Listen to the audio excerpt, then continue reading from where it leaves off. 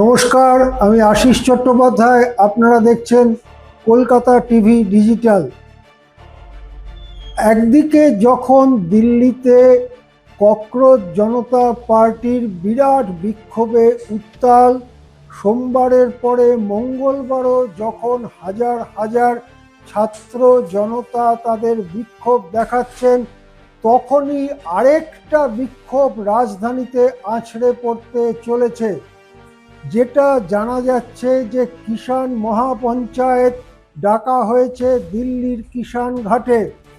যেটা জানা যাচ্ছে পাঞ্জাব থেকে শুরু করে হিমাচল, হরিয়ানা, এমনকি দেশের আরও অন্যান্য রাজ্য থেকে 550 কিষাণ সংগঠন তারা দিল্লি অভিমুখে যাচ্ছেন মহাপঞ্চায়েতের জন্য।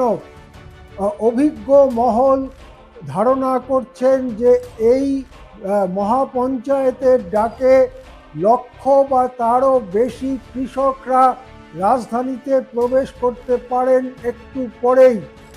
রওনা হওয়ার আগে কিষাণ মহাপঞ্চায়েতের নেতা জার্মান সিং বান্দালা তিনি কি বলেছেন? তিনি স্পষ্ট বলেছেন যে তাদের এই মহাপঞ্চায়েত কেন, তাদের এই মহাপঞ্চায়েত মার্কিন ভারত বাণিজ্য চুক্তির বিরুদ্ধে।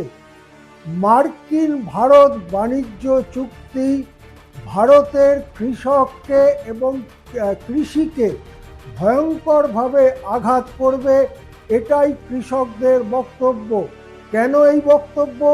তার কারণ শোনা যাচ্ছে মার্কিন ভারত বাণিজ্য চুক্তি অনুযায়ী মার্কিন দেশ থেকে সস্তার কৃষিজাত পণ্য ভারতে বিপুল পরিমাণে আমদানি করা হবে।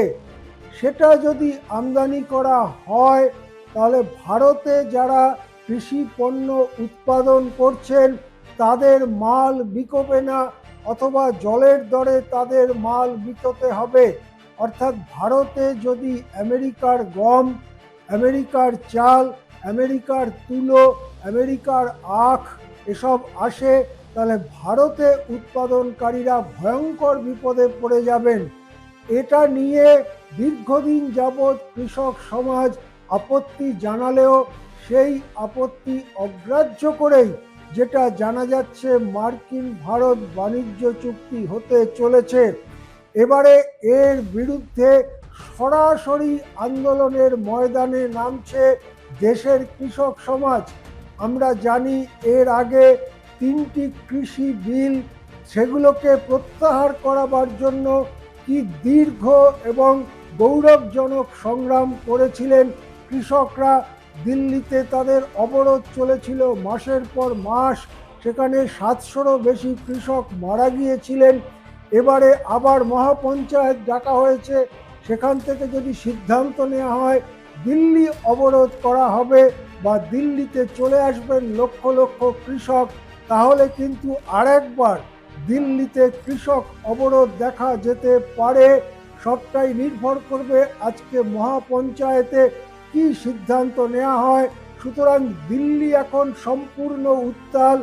একদিকে যেমন ছাত্র জনতা, তারা হাজার হাজার ককরোচ জনতা পার্টির ব্যানারে তারা দিল্লি অবরোধ করে রয়েছেন। সংসদ ভবন যেন একটা দুর্গ, সেখানে আধা সামরিক বাহিনীর পুলিশ শত শত তারা দুর্গ বানিয়ে রেখেছেন। আবার অন্যদিকে কিষাণ ঘাটে কিষাণরা আসছেন, লক্ষাধিক কিষাণ আজকে রওনা দিয়েছেন। তারা এসে পৌঁছবেন, তাদের সঙ্গে ট্র্যাক্টর ইত্যাদি থাকবে। তাদেরকে কোথায় পুলিশ আটকায় এবং তারপরে ঘটনাবলী কোন দিকে যায় সেদিকে কিন্তু আমাদের নজর থাকবে। আজ এ পর্যন্তই। দেখতে থাকুন কলকাতা টিভি ডিজিটাল। 27 से पहले ही लगे चुनाव का, तो नवंबर दिसंबर में चुनाव ना हो जाए। देखो ये बेईमान ना करेंगे, ये यहाँ पे भी बेईमान ना करेंगे, उत्तराखंड में भी, और ये वहाँ पे भी बेईमान ना करेंगे। इन्होंने बेईमानने का भी पाठ पढ़ लिया। ये ईमानदार तो है ही नहीं। ये जैसे वो भूख हड़ताल कर रहे थे सोन मानसून, वहाँ हमने कहा मैं भूख हड़ताल राजा दयावान हो तो भूख हड़ताल करो, राजा दया कर ले। अगर राजा तानाशाह हो तो भूख हड़ताल नहीं, आंदोलन, उसी से रास्ता बटेगा। ये बेईमान नहीं करेंगे इलेक्शन में। जो बच्चे अपने नहीं भाई लाठीचार्ज, और लाठीचार्ज तो उसी पे तो हो जाए जो आपकी लड़ाई लड़े, और जो सा उनके उसमें ही एक जगह बैठा और उन्हीं की जयकारे लगा रहा, तो उस पर लाठीचार्ज कहाँ होंगे।